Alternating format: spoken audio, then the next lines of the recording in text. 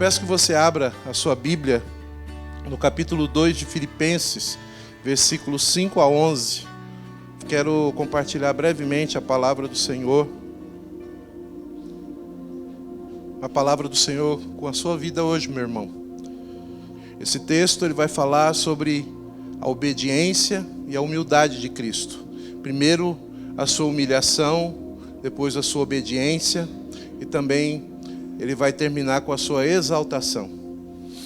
E é isso que eu quero compartilhar com você aqui nessa noite. Diz assim a palavra do Senhor: tende em vós o mesmo sentimento que houve também em Cristo Jesus, pois ele, subsistindo em forma de Deus, não julgou como usurpação o ser igual a Deus.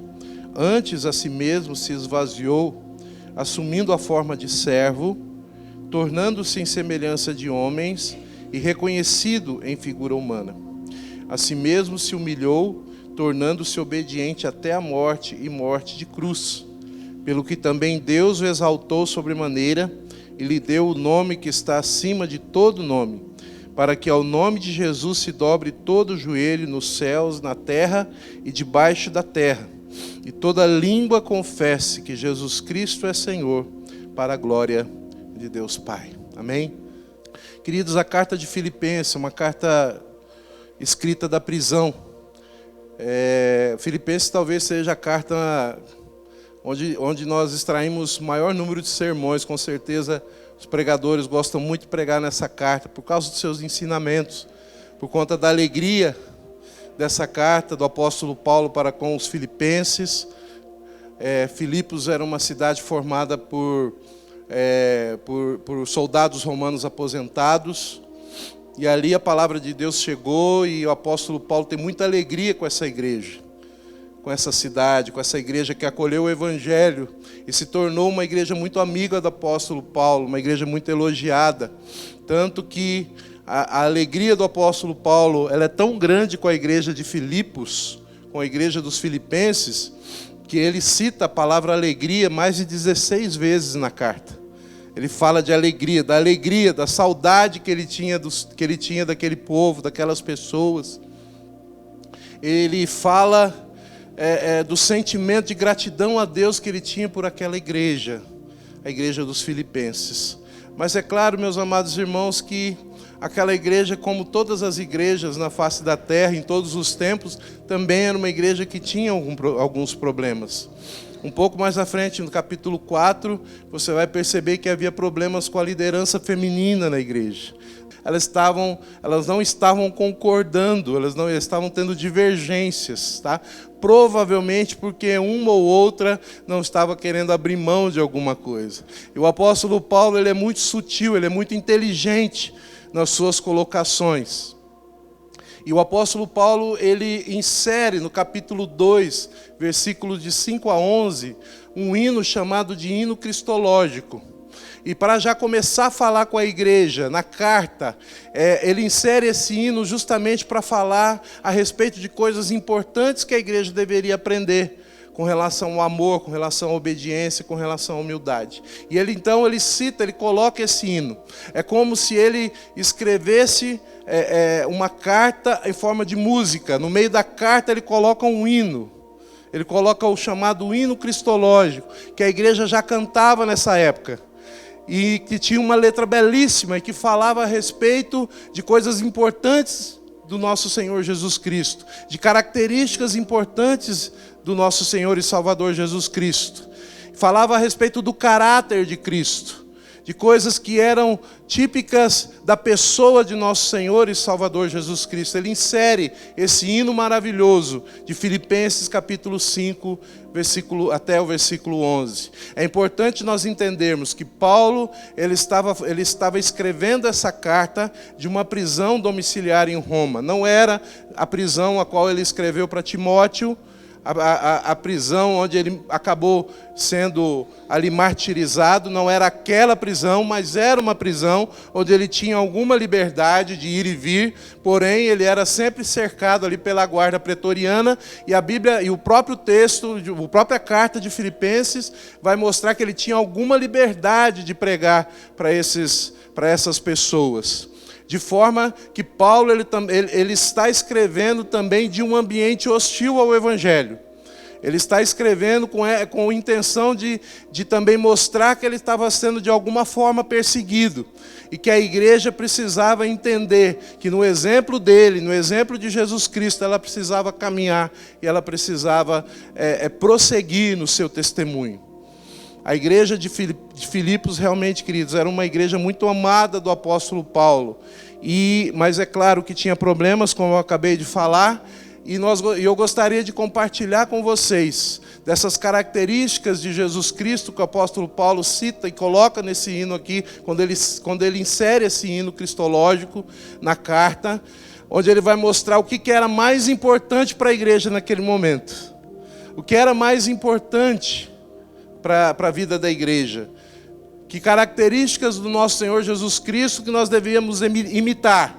Que características da pessoa de Jesus Cristo fundamentais que nós deveríamos olhar, deveríamos também viver daquela forma. E ele começa dizendo assim no versículo 5: tende em vós o mesmo sentimento que houve também em Cristo Jesus.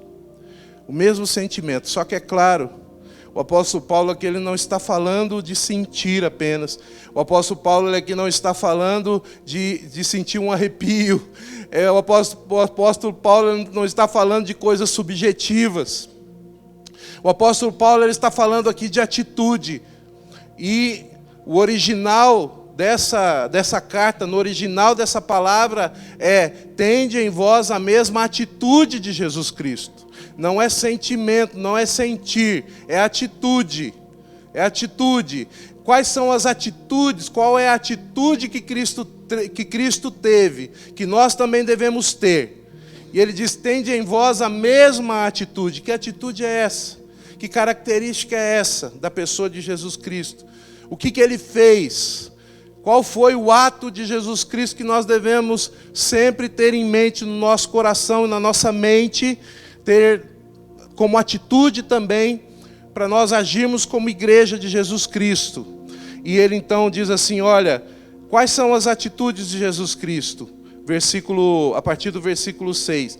Pois ele, subsistindo em forma de Deus, não julgou como usurpação o ser igual a Deus. Antes a si mesmo se esvaziou, assumindo a forma de servo, tornando-se em semelhança de homens e reconhecido em figura humana. A si mesmo se humilhou, tornando-se obediente até a morte e morte de cruz. Sim, queridos, a primeira atitude de Jesus Cristo é a humildade.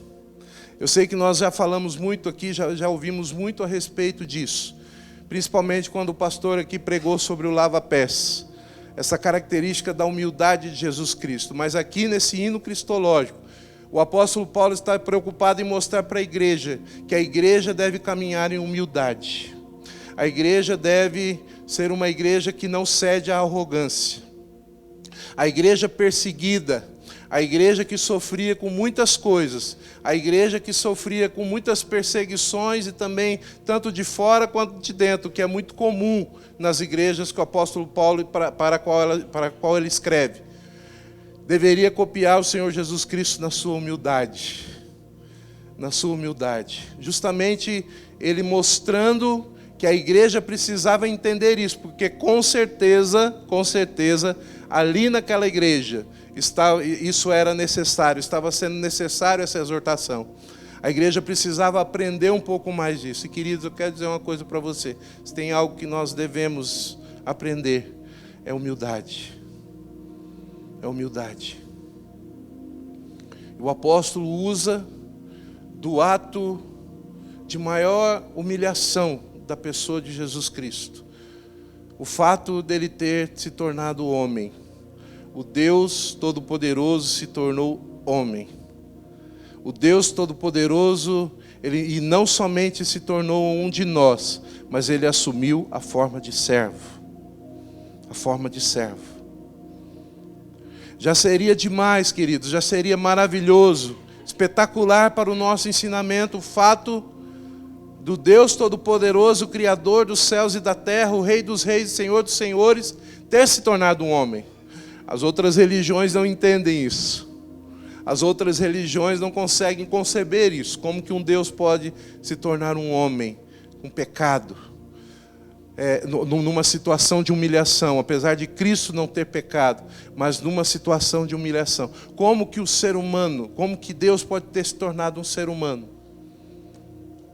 Sujeito às intempéries do tempo, sujeito ao sofrimento.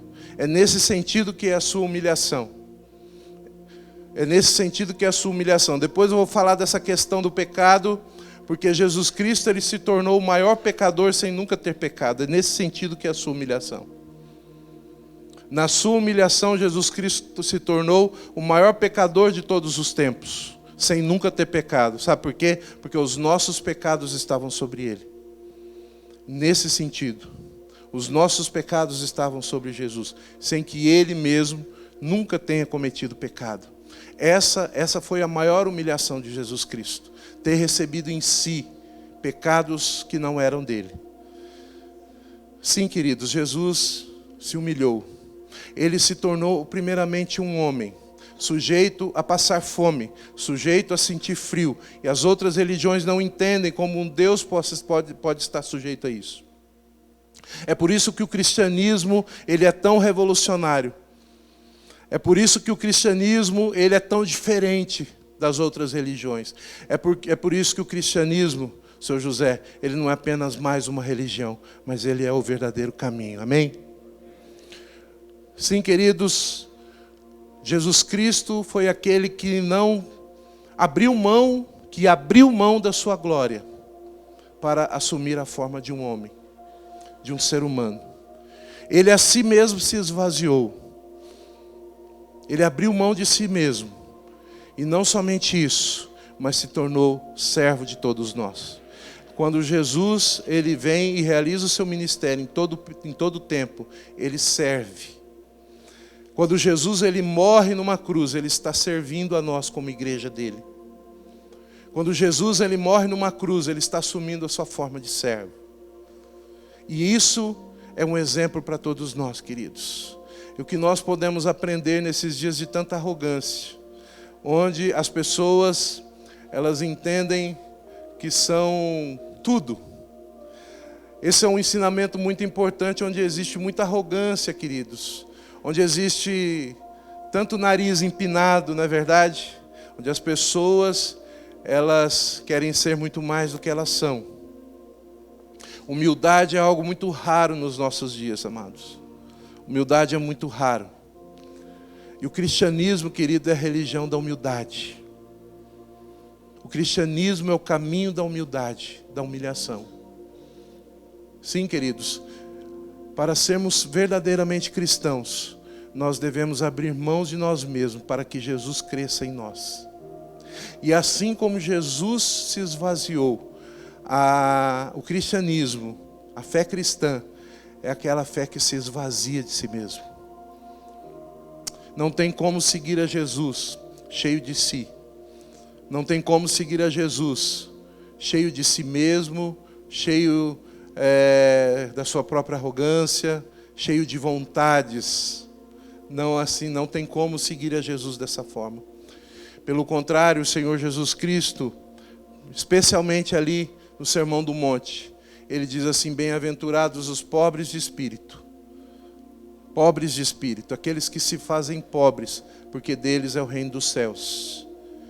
Sim, meus amados, pobres aqui não é pobres economicamente falando.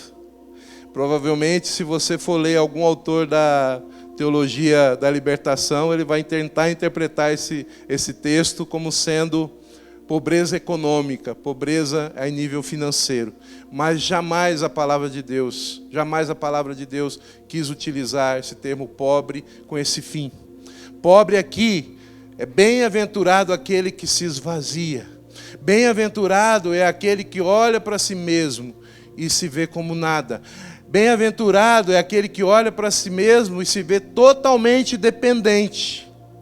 Bem-aventurado é aquele que olha para si mesmo e se percebe totalmente necessitado de Deus.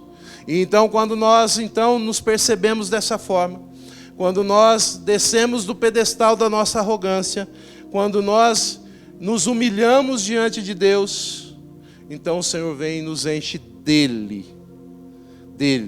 E aí então eu posso falar, como o apóstolo Paulo, já não sou eu mais quem vive, mas é Cristo que vive em mim. Sim, meus amados, a intenção aqui é que Cristo viva em nós. A humildade e a humilhação, para que Cristo cresça em nós. Essa é a mensagem do Evangelho. Essa é a mensagem que o apóstolo quer passar para a igreja. Eu quero perguntar para você, como tem sido os seus relacionamentos? Como tem sido o seu relacionamento com o seu filho? Como tem sido o relacionamento com o seu cônjuge? Como tem sido o relacionamento, você jovem, você que é filho, com o seu pai? Você tem tido um relacionamento de humildade? Ou como dizem por aí, você está se achando? Como tem sido os seus relacionamentos, meu querido? Nós vivemos em época de relacionamentos muito confusos. Nós vivemos em época de relacionamentos muito cheios de conflitos. Nós sabemos que o pecado que nos assedia, por muitas vezes, faz com que os nossos relacionamentos sejam conflituosos, como nós compartilhamos aqui hoje pela manhã. Nós estamos ainda, queridos, Igreja de Cristo, nós estamos ainda no meio da jornada. No meio da jornada, como nós compartilhamos aqui. Já fomos salvos por Cristo Jesus. Cremos em Cristo Jesus. Cremos em Jesus Cristo como Salvador na nossa vida. Fomos habitados pelo Espírito Santo. Se é que você crê em Jesus de todo o coração. Se é que você já fez essa entrega. E se não fez ainda, talvez hoje seja o dia em que você vai fazer essa entrega em nome de Jesus. Sim, queridos, nós já fomos salvos, fomos posicionados como salvos. E não há nada, absolutamente nada que nos tire, que nos separe do amor de Deus. Mas ainda nós estamos numa jornada até a vinda de Cristo. E durante essa jornada, os nossos relacionamentos não serão fáceis. Os nossos relacionamentos serão cheios de conflitos, porque nós somos pecadores. Mas o Senhor Jesus, mediante o seu poder, o seu ensinamento e mediante o Espírito Santo, nos diz nessa noite que relacionamentos transformados, abençoados, eles começam com uma vida de humildade. Amém? Com uma vida de humildade. Eles começam quando nós abrimos mão. Ele começa quando nós abrimos mão e não revidamos. Aliás, esse é o significado da palavra mansidão. Quando nós não revidamos e entregamos tudo para Deus, porque Ele é juiz de todas as coisas. Amém? A mansidão significa justamente isso, queridos. Quando nós, nos nossos relacionamentos, nós entregamos tudo para o Senhor que julga todas as coisas.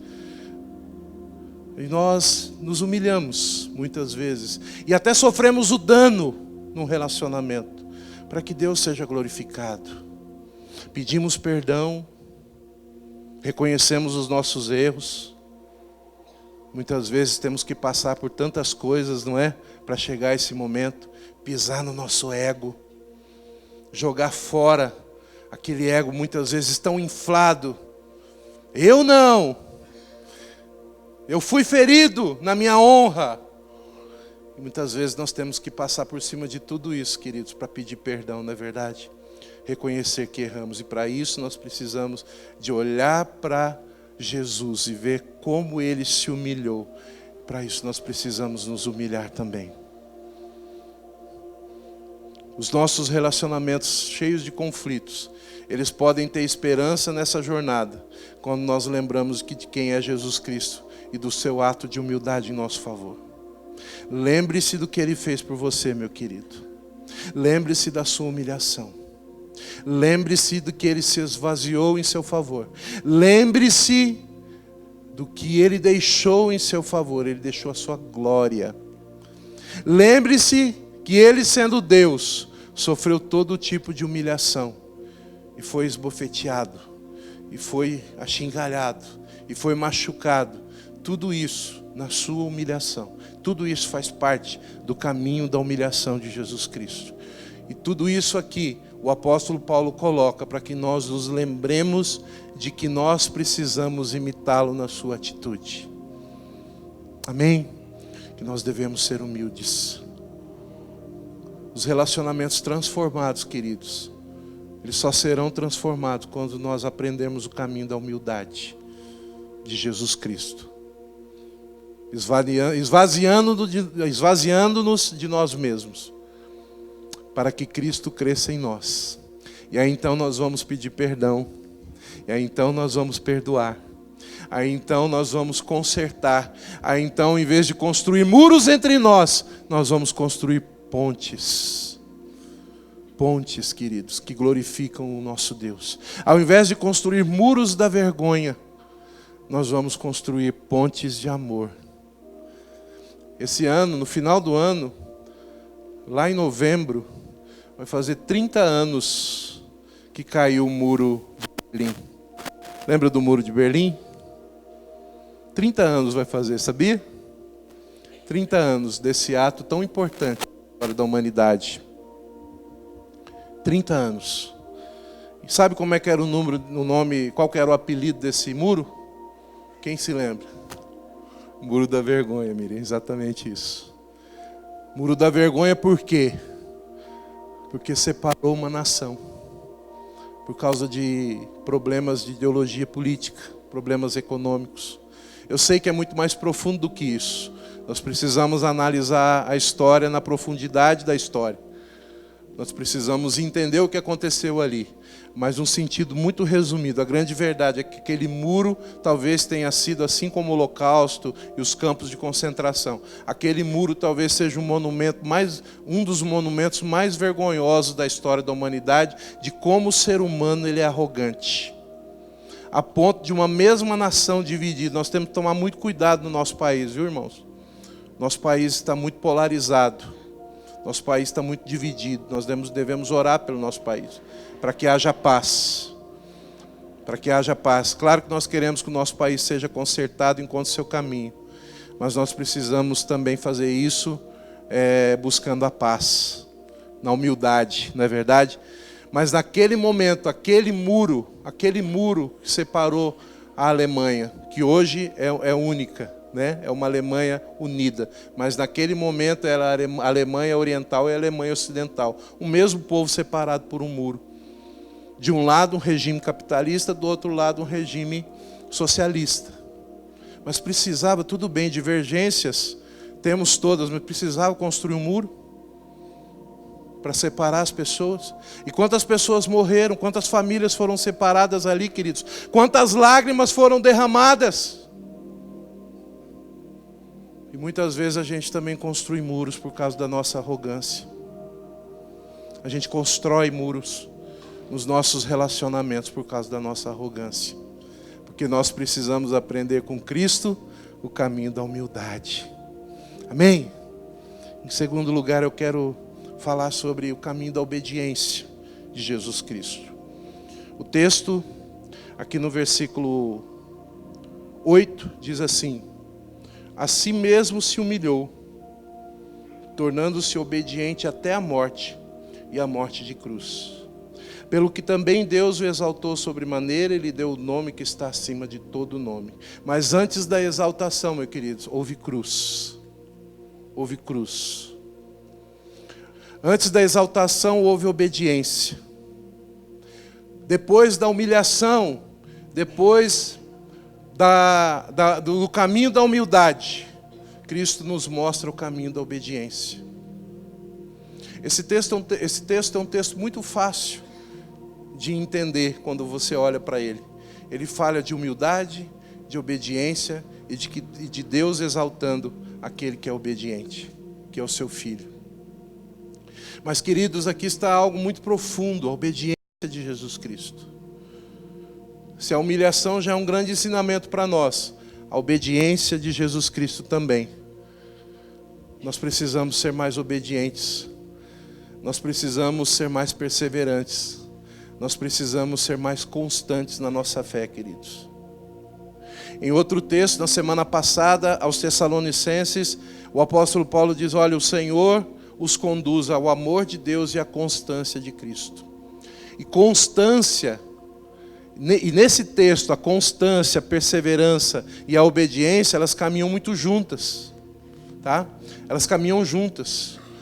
Tudo está ligado ao fato de Cristo ter sido obediente até a morte. Isso significa que o apóstolo Paulo está dizendo para a igreja, olha, no meio das perseguições, no meio das tristezas, no meio das angústias, do meio da jornada, dessa jornada que nós ainda estamos trilhando, porque ainda não chegou o dia da nossa redenção total, vocês precisam, no exemplo de Cristo, prestar atenção na sua obediência. E ser obediente, não somente agora, e ser obediente não somente por 5 minutos, às vezes a gente é assim, né? A gente é obediente por 5 minutos, depois já começa a desobedecer, não é verdade? Não ser obediente apenas por 1 hora, mas ser obediente até a morte, meus irmãos. Obediente até o fim. Trilhar o caminho da obediência a Deus, a palavra de Deus. Às vezes a nossa obediência, ela só vai até a página 9, não é verdade? A obediência às vezes só vai até a página 9. O apóstolo Paulo, ele quer demonstrar que nós não podemos ser uma igreja que desiste facilmente. Nós não podemos ser pessoas que desistem facilmente. Nós não podemos ser pessoas que abrem mão facilmente. Nós não podemos ser pessoas que retrocedem. A igreja de Cristo, ela avança no meio da tempestade. Só que para isso ela tem que ser obediente à sua missão. Para isso ela tem que ser obediente até a morte. Porque Cristo foi obediente até a morte. Passou fome, passou frio, foi humilhado. Negaram Ele. Mas Ele foi obediente à sua missão até a morte. Ele foi até a cruz em nosso favor. Vale a pena. Vale a pena, sim, queridos, vale a pena continuar firme no caminho. Vale a pena continuar sendo obediente, porque Cristo foi, Ele é nosso exemplo. Nós estamos vivendo uma época em que as pessoas desistem muito fácil umas das outras, nos relacionamentos também. Nós estamos vivendo uma época em que nós desistimos muito fácil das igrejas. Nós desistimos muito fácil dos ministérios. Nós desistimos muito facilmente uns dos outros. Pais desistem muito facilmente dos seus filhos. Amigos desistem muito facilmente dos seus amigos. Os nossos relacionamentos conflituosos, eles precisam ter humildade, mas também precisam ter obediência e perseverança, como a de Cristo, e constância, para que nós não sejamos inconstantes. Um dia nós estamos de um jeito, daqui a pouco nós estamos de outro jeito, daqui a pouco nós pensamos de outra maneira, daqui a pouco nós estamos de outro jeito. Nós precisamos de constância nos nossos relacionamentos, meus amados. Nós precisamos de perseverança.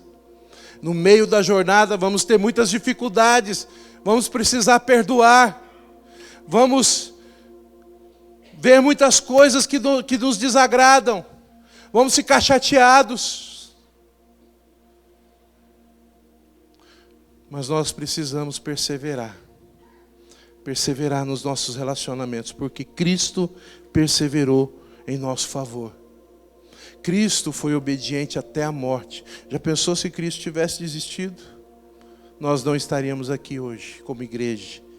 Já pensou se Cristo não tivesse sido constante na sua atitude? Você já imaginou se Cristo tivesse em algum momento duvidado? Não, mas a Bíblia diz que Ele foi obediente até a morte. Não foi qualquer morte. Não foi qualquer morte. Foi a morte de cruz. A cruz que simboliza toda a vergonha que Cristo sofreu naquele momento. A cruz que significa Jesus se tornando, como eu disse agora há pouco, o maior pecador sem nunca ter pecado. A cruz onde Cristo recebeu todos os nossos pecados. Mas veja bem, mesmo diante de tudo isso ali, humilhado na cruz com todos os nossos pecados sobre Ele, em nenhum momento Ele desistiu. E Ele foi fiel até a morte. Até a morte. Eu quero perguntar para você, querido, você está disposto a ser obediente até a morte e fiel até a morte no seu casamento? Amém? Você está disposto a ser obediente até a morte e ser amigo do seu amigo? E não se deixar levar pelas coisas pequenas que muitas vezes nos desunem, ou pela falta de perdão? Você está disposto a caminhar com seu filho até a morte? Mesmo quando ele desobedece, e ele vai desobedecer porque ele é um pecadorzinho? Você está disposto a seguir o exemplo de Jesus e ir até o fim? Nos seus relacionamentos, você está disposto a ir até o fim? Na pregação do Evangelho? Você está disposto a suportar a dor, a vergonha que muitas vezes um cristão passa nessa vida por ele ser cristão? Você está disposto, quando for perseguido, ou quando for humilhado, ou quando tirarem sarro de você, continuar firme no Evangelho? Você está disposto a não desistir do chamado e do ministério que Deus te deu? E ser obediente, porque foi Ele que te chamou? Quando eu olho, queridos, para a vida de Jesus e para a obediência de Jesus, e eu fui chamado para ser pastor, e às vezes a gente assim é tentado nos momentos difíceis a pensar: será que eu continuo? Será que eu não continuo? Isso acontece com a gente. E isso não significa que nós não fomos chamados. Significa que nós vivemos num mundo onde às vezes a gente tem um desânimo. Isso acontece com qualquer um. Às vezes Deus te chamou para uma missão. Às vezes Deus te chamou para um ministério. E às vezes vem as dificuldades, as tristezas, as angústias desse ministério, ou desse trabalho para o qual Deus te chamou. E às vezes a gente pensa em desistir. E o pior é que às vezes pessoas desistem. Mas eu quero dizer uma coisa, queridos. Quando eu sou muitas vezes assolado por sentimentos assim, eu lembro de quem me chamou e de quem é Jesus. E eu lembro que Jesus foi obediente até a morte. E não sou eu que vou desobedecer o meu Deus, o chamado dele. Amém? Eu não vou fazer isso. Eu sei quem tenho crido, estou bem certo que é poderoso. Eu sei quem me chamou. E foi o próprio Deus. Eu não vou desistir, porque Jesus não desistiu de mim. Você é assolado às vezes por pensamentos de desânimo e de desistir das coisas, de relacionamentos, casamento, ministério, chamado. Você muitas vezes é assolado por esses sentimentos? Mesmo sabendo que foi Deus que te chamou, mesmo sabendo que a esposa foi Deus que te deu, mesmo sabendo que o marido foi Deus que te deu. Você já se sentiu assim desanimado? Pois eu digo para você, faz parte do meio da jornada, querido. Nessa jornada, às vezes nós vamos ter dúvidas e teremos desânimo. Mas eu quero dizer para você em nome de Jesus, olhe para a obediência de Cristo até a morte e morte de cruz. Ele não desistiu de nós. Não desistiu. E eu quero encerrar dizendo que o resultado da obediência e da humilhação de Jesus Cristo foi a sua própria exaltação. E a Bíblia diz que, pelo que também Deus o exaltou sobremaneira, e lhe deu um nome que está acima de todo nome, para que ao nome de Jesus se dobre todo o joelho, nos céus e na terra e debaixo da terra, e toda língua confesse que Jesus Cristo é Senhor, para a glória de Deus Pai. Ele foi humilhado, foi obediente até a morte, mas Deus exaltou o seu Filho sobremaneira, e Ele tem um nome que está acima de todo nome, amém? E todo joelho se dobrará e se dobra perante Ele. O nosso já dobrou, só que esse texto está dizendo o seguinte, que todo joelho se dobrará.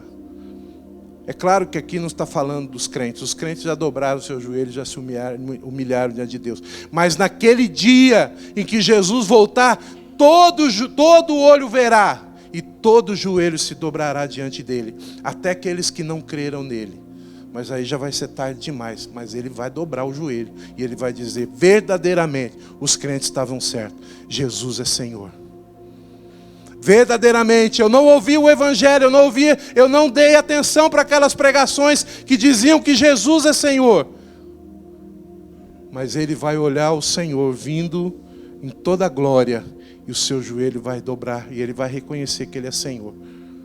Só que nesse caso não vai ter tempo mais de tê-lo como Salvador. Salvador é para nós que cremos hoje. Eu quero dizer uma coisa para você, querido. Ainda é tempo de você recebê-lo como Salvador e tê-lo como Senhor da sua vida. Porque naquele dia todo joelho se dobrará e apenas vai reconhecer como Senhor. Mas aí a salvação já vai ter sido efetuada. E não vai dar tempo mais. Então, atenda ao chamado do Evangelho hoje. Humilhe-se hoje. Seja obediente hoje. Entenda hoje. Entenda hoje o que o Espírito de Deus está falando à sua igreja. E dobre os seus joelhos. Desça do pedestal da sua arrogância e reconheça Jesus como Senhor da sua vida. Entregue a sua vida para Ele hoje. Porque naquele dia não vai ser possível.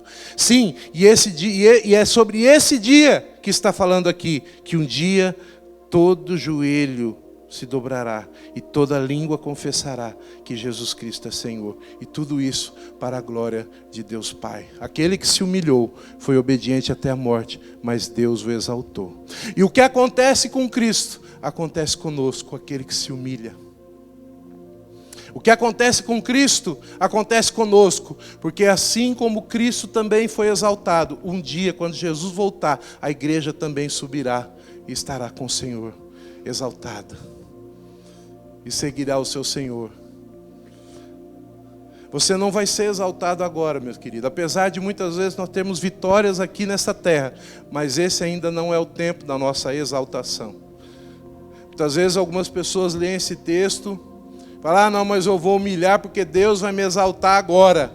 Não, queridos, essa exaltação aqui de Cristo é só no dia que nós estivermos com Ele. Mas hoje é o nosso tempo da humilhação. Porque com Ele já aconteceu. Ele já foi humilde e obediente até a morte. E Ele sofreu na cruz. E Deus o exaltou sobremaneira. E Ele já está reinando à direita de Deus Pai Todo-Poderoso. Agora conosco ainda não aconteceu. A nossa exaltação aqui, o que acontece com Cristo, acontece conosco.